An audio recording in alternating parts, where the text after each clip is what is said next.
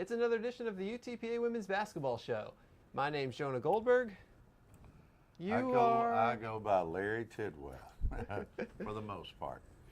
He's the head coach of the UTPA Women's Basketball team. He's got the Bronx off to a real good start, out to a 4-2 record, and coming off of a 3-0 week since the last time we spoke to you.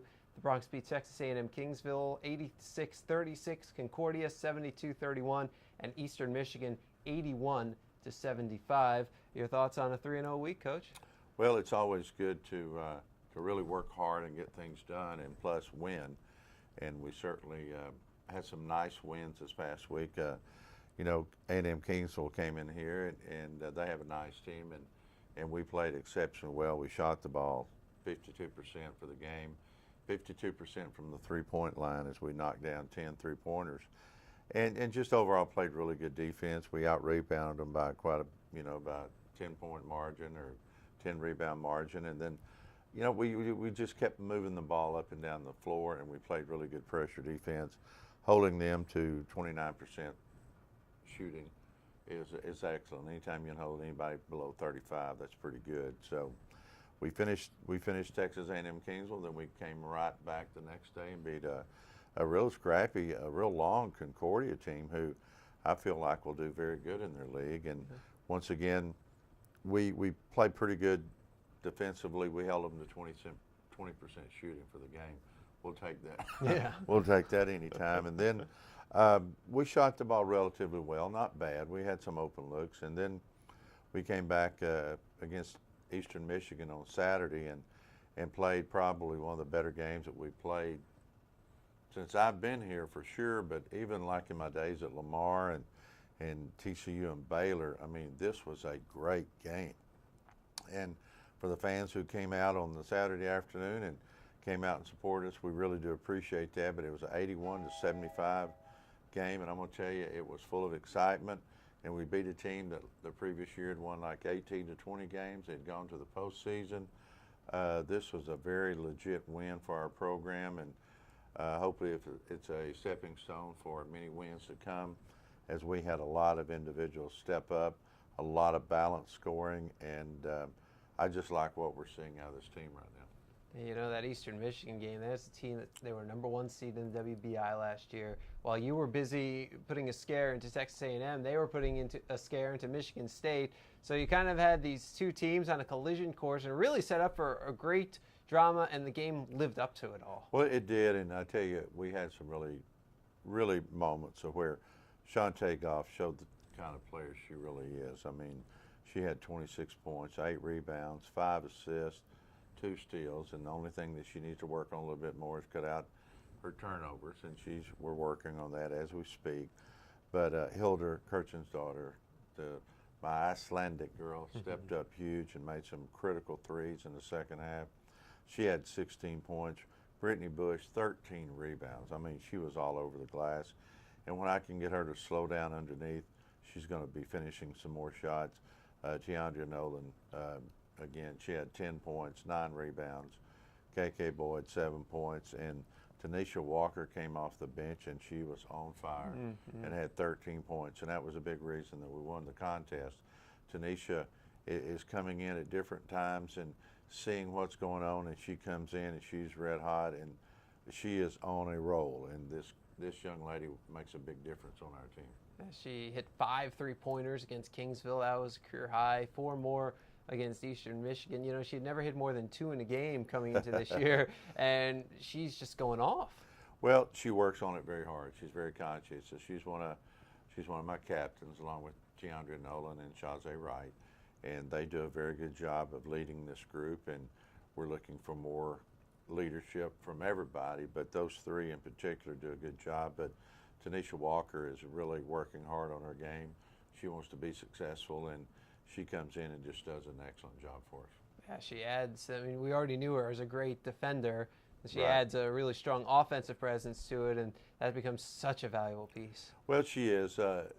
Being our best on-ball defender, she does an excellent job. Now, I'm going to tell you, T. Nolan and Goff and Boyd and Rock and all of them will guard you really, really hard. Stephanie Anya AJ coming off the bench helps us defensively, as does Troy Swain. and we got to keep those guards working together and making them really handle the ball and heat up the pressure, and a lot of good things will happen. Again, you know, Bush inside, Hilder's working hard on rebounding, Rock is too, and our freshman from Weslaco continues to get better, and she's going to be a big-time factor in this program by the time she gets out here, and that's Laura Van Tilburg. Yeah, Laura Van Tilburg, she had her first career basket against Kingsville, then 5 points, and what you have, like 8 rebounds Had against 8 Concordia. rebounds, sure did. So a real good week in her home debut. Well, she's getting minutes, and she didn't get near as many minutes as what I wanted to do against Eastern Michigan, but the minutes she did, she was in there and she made some things happen for us, and we're going to continue to put her right out there in the middle of it and make sure that she gets us ready and she's ready for conference play. You know, you were talking a little bit about some of the guard depth, and it's such an impressive list when you think about how much depth you have when you've been starting Nolan, Boyd, and Goff, and you can go to people like Walker and Wright and Onyeje and Swain. I mean, that's a lot of people for 3 spots right there, and then you know, and they all come off and they give you good things off the bench, and I like how you're working on Onyeje and Swain into it, because they're 2 players who, I mean, you've talked about it a lot, and I can see it. Who are going to be really good, and you've got some veteran presence ahead of them that gives them a chance to develop. Yeah, it does. I mean, they can watch and learn the game, and they've got to keep the right attitude, which they're doing, and their day will come. It will be their day to shine, and it'll be this year too. I mean, they're going to get valuable minutes because we've made a commitment. We're going to press, and we're going to get after you for 40 minutes, and that's the way that we're going to roll. And so everybody's got to be ready when their number's called, and when their number's called, they got to go out there and know what their assignment is, and they got to execute, and they have to produce. It's all about production when you're in during your minutes. It's not always about scoring. It's about rebounding. It's about defending. It's about moving the ball. So we've got depth, and it keeps everybody on their toes. Yeah, if you're going to press for 40 minutes, I mean, that depth comes so important. And in both the Kingsville and Concordia games, you were able to play 14 players. I did, and there's chances that we'll be playing that many in quite a few games. And we got to be, like I said, for sure, I'm a 10, 11 person guy with a true commitment to pressing, so everybody's got to be ready, and we got to gear it up, and we got to take this defensive pressure to another level, and that's what we're planning on doing. You know, you talk a lot about how this early stretch of 6 games in 9 days, and we could even expand that if we want, because your next 3 games are going to come in a short span also, and how that's going to help get you ready for the conference tournament down the line. But really, it's also helping you to be able to sustain that pressure as you get later in the season, and you're only playing maybe 2 games a week because Right. You're going to be so used to being able to play all those extra minutes. Well, I tell you, the kids are geared up, and they really want to do well, and they know that it's tight on minutes. I mean, you're gonna have to really produce to have minutes on the floor, and when you get on the floor, the main thing I want you to do is defend, and I do not want you to turn it over or foul. And if there's one thing that we got to work on, we got to quit fouling quite so much to putting people at the free throw line, and we're going to work on that factor. But we've got a lot of good things happening to us, and we're going to move forward and continue to get better, and that's a guarantee. One player who's gotten better just in the context of this season, Hilder Bjork-Karchenstadter. I mean, you think about what she did in that Eastern Michigan game in a 22-8 run. She scored 11 of the points coming back off the bench. She's really just over 6 games has really improved, I think. Yes, she has, and the thing that she knows that she's got to do, she's got to rebound, and she's got to defend, and the points will come because we're going to get her open. We've got a lot of different ways to get her open, so we'll get her open, but she's got to rebound for me, and she's got to play physical, and it's a little bit different, the European style, but now she's adapting to the style we have, and she'll play more physical, and I think she's got a chance to be really, really good, one of the better players ever to put on a green and orange and white uniform for UTPA, and we think she's going to be special. Yeah, and with her and Brittany Bush out there at the same time, it almost gives you those 2 really tall presence on the inside. It gives you a really nice look. It does. It gives us a lot of height in there, you know. And I say a lot of height. We're 6'1" and 6 foot. I mean, but it's a factor that does help us because both of them have good length and both of them really rebound. You bring Laura in at 6'2", and then of course Rock it's 5-9 on a good day. And so we'll just continue to keep rebounding and working hard. Sherelle Price, again, is going to help us in their rebounding. She's coming off of, she's got a tender knee, and we're continuing to try to get that thing fixed so she can help us. And in the meantime, you mentioned Raquel Preston. She had her first career double-double during the week, and she's really done a nice job. She is. She's getting better every day, and she's just got to keep it moving forward and make sure that things are always good. And she has a good attitude, and she's bringing it every day for me.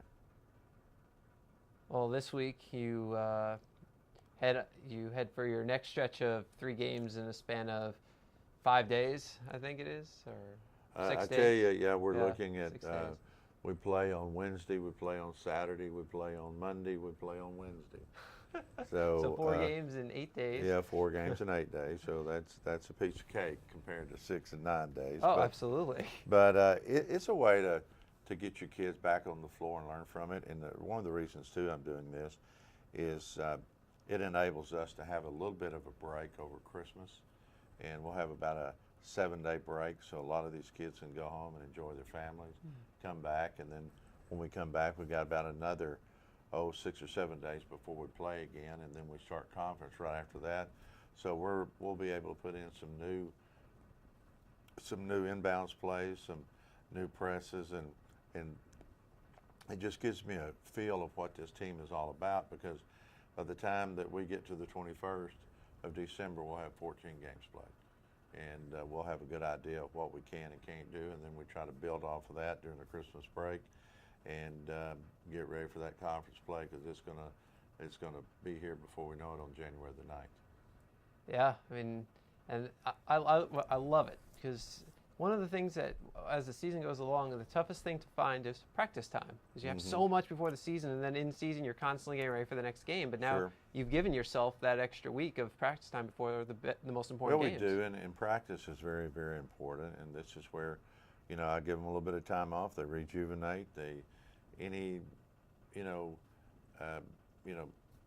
injuries or minor injuries, anything, getting knocked around a little bit, they ought to be able to heal their ankles, knees, and everything. If they're getting banged around, they should be able to heal. So we'll see if their minds will enjoy that rest, and then we're going to come back and see if we can't get ready to make a run and try to win a conference championship. And that's what we're trying to do. Well, before we can get to the WAC, we've got to get to Texas. Got to get to Texas. We got Texas on Wednesday, and they're going to be, I think, ranked 5 or 6. Yes. On the nation, has beat Stanford, beat UCLA past week, and we're going to go up there and play in the Irwin Center, and it's where everybody recognizes the Irwin Center. That's where all the state championships in basketball have been played over the past hundreds of years. They're in Gregory Gym and then the Irwin Center. So we're going up there to a historic place where Texas has won a national championship. I've played there before. I've put my teams in arenas where people have won 11 different arenas that have won national championships. Whoa. And so I like to put my kids in those kind of situations, and I just want to continue to play really good people, because it's a good measuring stick to where our program is headed. And right now we're 4-2. Our only 2 losses are to the number 5 ranked team in the nation and the number 15 ranked team in the nation. And we're going to play Texas, then we're going to turn around and play Baylor. But I guarantee you, we're going to play a good Houston Baptist team. We're going to play a good Texas A&M Corpus team. We're going to play a good Incarnate Word team. And so we've got some hard games in front of us. But to get a true measure of what this team's about, we've got to play great competition, and that's what we do. What do you tell your team before you walk into the Irwin Center for the first time? Well, I tell you, I've been fortunate to walk in there quite a few times, and I just tell them this is one of the biggest landmarks, historical, landmarks that we have. I mean, there's been national championships won here. There's been a lot of state championships won here in high school, because they play the state tournament there. But you walk in and you just take a deep breath and enjoy it. And when the ball goes up, an opening tip, you just go play basketball. You don't know where you're playing at. If you're really locked in, you're playing those opponents, and and you can't let it. You just can't let it absorb you. You know, you've got to be able to separate it and just go play ball, and that's what we did in Chicago, and I was very proud of our team for that, and we'll continue to try to make this thing work, and like I said, we'll go play them anytime, anywhere, and as we well know, I'm an expensive date. When I go play people on the road, I'm an expensive date because the money that we do make off these games and stuff, we put it back in our budget, helps us towards summer school, helps us to get our kids to where they graduate on time and graduate with the degree they want to be in. Well, see, this is why I'd be a bad basketball player, because I remember when I got a chance to go to UConn for a women's basketball game when I was broadcasting with Boston University, and I remember when we walked in on the court, I looked up, I looked all around the rafters, and I was just in awe. And then when the game started, I looked up and I looked all around the fans, and they were standing, 14,000 people, and right. I would have been pulled out of that game within seconds. Well, I tell you, I was at TCU, and we were in the NCAA regional tournaments, and we played in Storrs, Connecticut, and it was quite an experience. We beat a really good Michigan State team the first game of the tournament, and we play UConn on their home floor in the Sweet 16, and it's packed, 14,000 plus. I mean, you can't hear anything. That's when they had Taurasi. They went 39-0 and won the national championship, and people didn't give us much of a chance at TCU. And at TCU, at halftime, we had them down 7, and we played really, really well. And as you well know, when you're on the road, you better buckle down and play, because things are not going to go your way with the crowd and all that kind. I mean, that's the way it is. And we ended up getting beat, but I love going in those arenas. I love being in UConn. I've been in Tennessee's. I've been in Texas, Texas Tech, Baylor's arenas. You know, and you thrive on going to those arenas to really play and get better and really enjoy the atmosphere you're in, because when you go in those atmospheres, it is unbelievable how good it is. Louisiana Tech, back in their heyday, was one of the best arenas ever to go to, because they were national champions, and I mean, they've been in North Carolina, been in Duke, I mean, all that kind of good stuff. That's a lot of fun to get into when you get that feeling of what it's really like and what you really want to bring to your program. Yeah. So that's what we're after. You mentioned Baylor, and I just want to touch on that quick, because with the travel and game schedules, I don't know if we'll have a chance to record before your Baylor game. We might have to record after your Baylor game next week. So, for you worked at Baylor for many years. So, and I'm sure you've been back since then, since you were at TCU and Lamar. But what's the emotion like for you when you walk back into that arena? Well, going back into Baylor, going back into TCU, I mean, we play TCU next year, and I played them last year, and it's just a great feeling, because there's a lot of great people there, a lot of great tradition there, and going back in that arena and seeing what Coach Mulkey and what Kim has done with the Lady Bears really makes you feel good, because I was a part of bringing that program up to better standards. Of course, they won national championships, but some of the kids that I recruited there before I left were on that national championship team and made a difference on that team. And now she's won another one. It's a great feeling, because you walk out on the floor and there's a lot of friends that you worked with and that you engaged with in the community, and they come out and they'll for sure they will call you out and say hello and always welcome you. And I appreciate the fact that Baylor, that Texas Tech, that Texas do us, and TCU invite us into their arenas. And like I said, we do receive a paycheck for coming there. I put it back in the program to make this a better program. And going back to those places is really good, because you have a lot of not only friends, but you have a lot of genuine friends who really care about you, and that's a great feeling. And then after the Texas game, Wednesday at 7, you come home. You get Thanksgiving here in the Valley, and then right back to work Saturday against Houston Baptist. Back to work Saturday afternoon. Houston Baptist, Donna Finney has done a great job there. She's a good friend of mine, and she used to come over to TCU and bring her kids from Scotland. When I was at Lamar, she would bring her kids from Scotland, come to our summer camps, and matter of fact, helped Donna get her first job in the States, as an assistant at Houston Baptist. and she just does a very good job there. Very good basketball person, a very good recruiter, and we'll have our hands full with them. Matter of fact, they just beat a very good Texas State team this past week. So we'll have our hands full on every game we do because, you know, up the road at A&M Corpus, Royce Chadwick, great coach, great recruiting classes. I mean, but again, we're getting ready to win a WAC championship. That's what we're after. The Broncs are at 6th-ranked Texas. The game is at 7 p.m. on Wednesday up at the Frank Irwin Center. You can watch it on Longhorn Network, and we certainly understand if you do. All we ask is that you mute your television and you log on to UTPABronx.com so you can catch the audio of the game and get it from the UTPA point of view. And then the Broncs are back home Saturday at 2 p.m. when they play host to Houston Baptist, and then Monday at 7 p.m. when they play host to Texas Lutheran.